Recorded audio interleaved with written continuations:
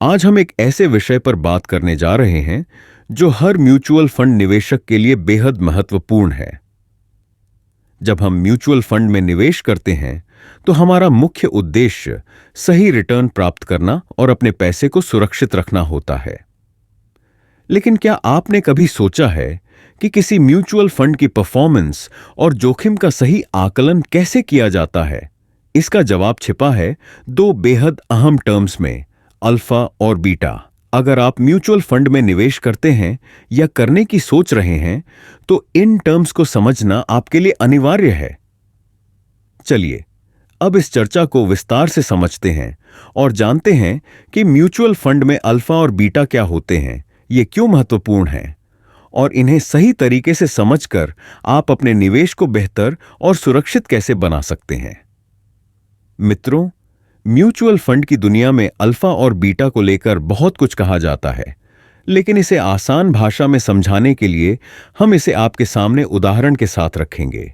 मेरा नाम है वैभव और आप देख रहे हो Technet India YouTube channel. Mutual fund में निवेश की दुनिया में अल्फा और बीटा दो बेहद महत्वपूर्ण मापदंड हैं, जिनकी मदद से आप किसी फंड की परफॉर्मेंस और रिस्क को बेहतर तरीके से समझ सकते हैं। यह दोनों टर्म्स फाइनेंशियल जार्गन का हिस्सा हैं, लेकिन जब आप इन्हें ठीक से समझ लेते हैं तो निवेश के फैसले लेना आसान हो जाता है। सबसे पहले बात करते हैं अल्फा की। अल्फा का मतलब है कि एक म्यूचुअल फंड ने अपने बेंचमार्क के मुकाबले कितना बेहतर या खराब प्रदर्शन किया है। सरल शब्दों में कहें तो अल्फा यह मापता है कि फंड मैनेजर ने अपनी रणनीतियों से अतिरिक्त रिटर्न दिया है या नहीं। अगर किसी फंड का अल्फा पॉजिटिव है तो इसका मतलब है कि फंड ने अपने बेंचमार्क से ज्यादा रिटर्न दिया है। वहीं अगर अल्फा नेगेटिव है तो इसका मतलब है कि फंड का प्रदर्शन बेंचमार्क से कमजोर रहा है। उदाहरण के लिए, यदि किसी फंड का बेंचमार्क रिटर्न 10% है और फंड ने 13% का रिटर्न दिया है तो फंड का अल्फा +3 होगा। अब बात करते हैं बीटा की। बीटा एक फंड के जोखिम रिस्क को मापने का पैमाना है। यह बताता है कि बाजार में उतार चढ़ाव का असर फंड पर कितना पड़ता है। बीटा का मान 1 को आधार मानता है। अगर किसी फंड का बीटा 1 है तो इसका मतलब है कि फंड बाजार के उतार चढ़ाव को उसी अनुपात में फॉलो करता है।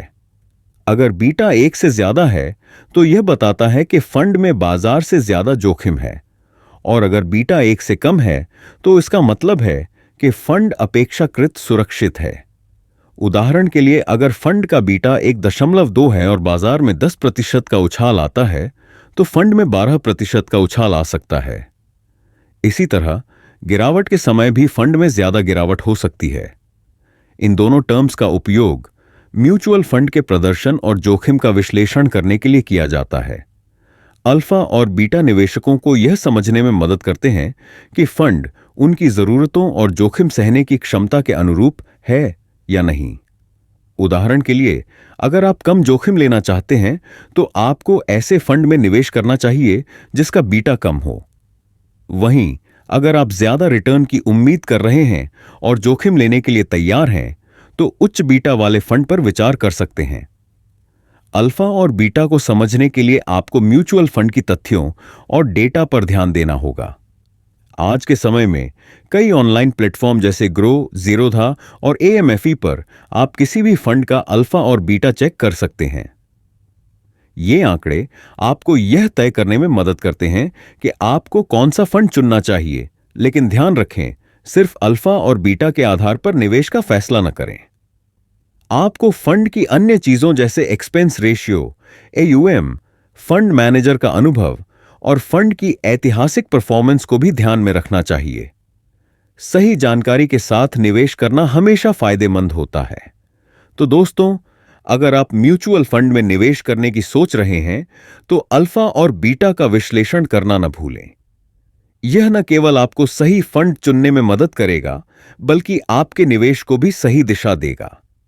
निवेश से जुड़े ऐसे ही और रोचक विषयों के बारे में जानने के लिए जुड़े रहिए।